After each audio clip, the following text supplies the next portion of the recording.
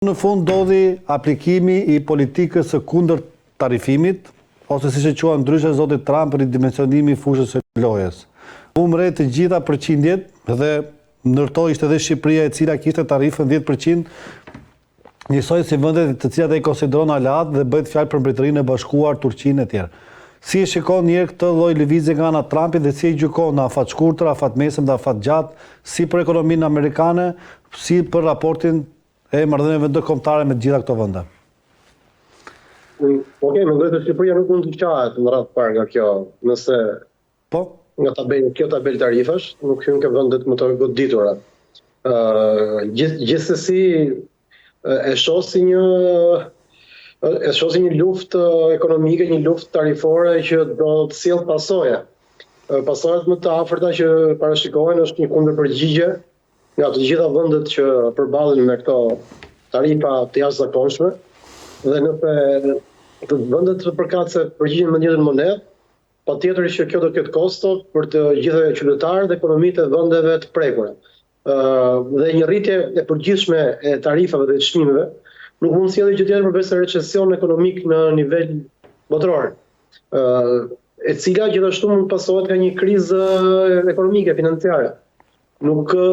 mendoj se mund të ketë një rezultat tjetër përveç kësaj. Për sa kohë të gjitha produktet që do tarifohen do të shtrenjtohen, pra do të mbërrin me çmime shumë më të larta në tryezat apo shtëpitë e konsumatorëve, e para punës do të bjerë konsumi herë. E dyta do të ulet fluksi tregtar, dhe e treta duke qenë se do shtrenjtohen të gjitha produktet kudo për shkak të tyre tarifave, kjo nuk mund të sjellë gjë tjetër përveç se inflacion dhe recesion ekonomik. Është pashmangshme. E kanë tentuar dhe presidentë të tjerë amerikanë më përpara, kanë tentuar dhe Reagan, por nuk ka patur të njëjtin sukses. Pikërisht historia na ka mësuar që lufta tarifore është e kotë, sepse ti nuk mund të ta vendosësh ekonominë, ato e vendos tregu i lirë, e vendosin ekonomitë e shkallës, e vendos avantazhi i krahasuar se ku një shtet do të specializohet në raport me një shtet tjetër në prodhimin e produkteve ekonomike të cilat më pas do eksportohen apo importohen. Pra, nëse Shtetet e Bashkuara kanë një klimë të favorshme për të prodhuar patatet,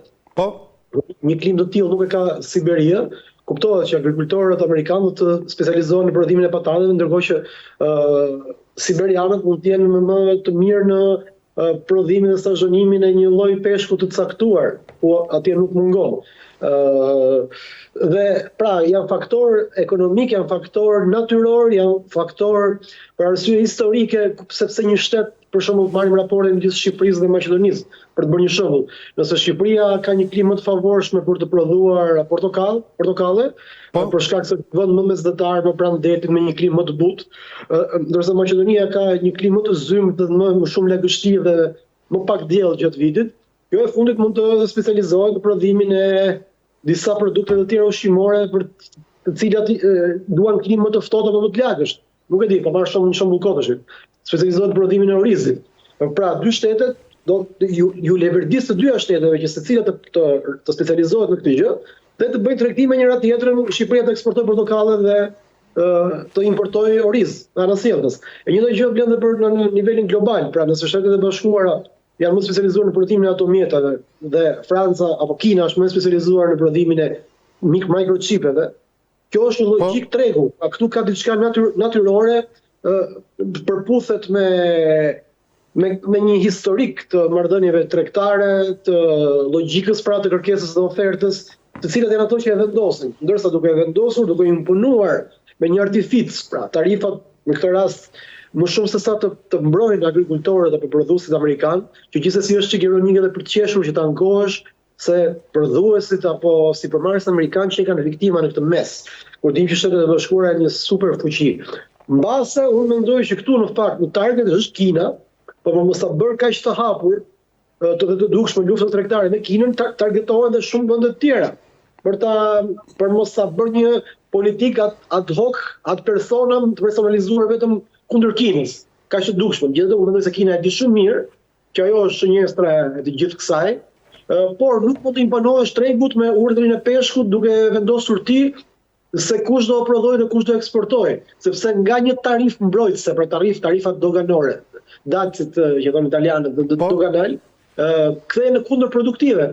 sepse në vend që do të mbrojnë, përfundojnë që të shkatërrojnë ekonominë, sepse nëse ti po merr shembullin e portokalleve, ke një klimë të favorshme të prodhosh portokalle, duke të vendosur shteti përballë teje që nuk ka portokalle, një tarif 100% në portokalle,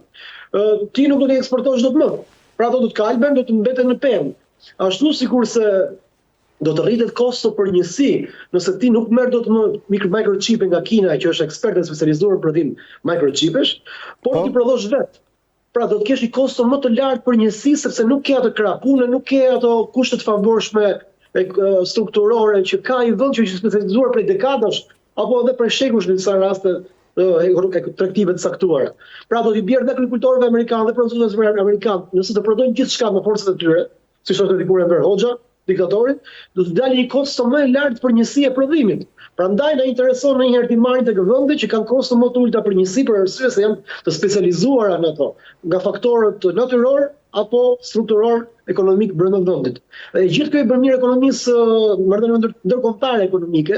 përfitojnë të gjithë nga kjo dhe tregu është më i çliruar, më pak i tensionuar se sa nga një artific, nga një imponim, një ndërhyrje në treg e stilit komunist totalitar, ku komunizmi caktonte se çfarë duhet shitet, çfarë duhet blej. Tani kjo nga një imponim i tregut brendshëm, siç bënin dikur vendet e mbyllur izoluar totalitar, kjo imponohet në nivel global. Pra shteti ndërhyr në tregun ndërkombëtar për të vendosur se kush do importohet dhe kush jo, çfarë do eksportohet dhe çfarë jo. Pra është një gjë kundërproduktive, jo logjikshme dhe është ndërhyrje në treg. Pra është, le të themi, e stilit të komunist. Jam dakord me ty, sepse janë dy lloj politika sot. Një është politika e liberalizmit ose e parimit të tregut të lirë, i cili mendon që ekonomia, kur ka konkurrencë, kur nuk ka tarifa, është më e mirë sepse i ndihmon zhvillimit edhe të produktit, edhe të ofertës, po gjithashtu shkon edhe malli më i mirë ose shërbimi më i mirë te konsumatorët. E dyta është që gjithmonë shpërndarja do të ndodhë aty ku ka më shumë nevoja, dhe e treta është që kjo në kuadrin e arenës diplomatike si edhe marrëdhëniet mira me disë shteteve, ndërkohë që politika e tarifimit ecën me idenë që gjithmonë mbrohen vendet e punës, mbrohet industria vendase ose bizneset vendase dhe ka dhe më shumë të ardhura për shtetin. Tani nëse ne vendosim sokol të dy anë në balans, ti do ishe për parimin e tregut lirë apo je për një politikë tarifimi e cila forcon, si thuash, biznesin, punonjësit dhe të ardhurat brenda një vendi dhe konkretisht bëhet fjalë për Shtetet e Bashkuara të Amerikës. Shtetet e Bashkuara të Amerikës, se u mendoj bashkë me Britaninë e Madhe, janë ata që s'po them që kanë shpikur, por janë partizanë dhe përfituesit kryesor nga mrekullia, nga magjia e tregut të lirë. Pra është ky treg i lirë, është pra dora e padukshme që i ka mundsuar që të kenë një rol për leadershipi në ekonominë botërore për shekuj. Kështu që tani të frenosh këtë, të ndërhysh në ekonomi me pretekstin dhe shohun për të mbrojtur vendet e punës, është një politikë populiste që sigurisht i intereson atyre agrikultorëve teksan, të cilët kanë qejf të dëgjojnë nga zoti Trump këtë gjë, duan një lider të fortë që duket se po i mbron nga rreziku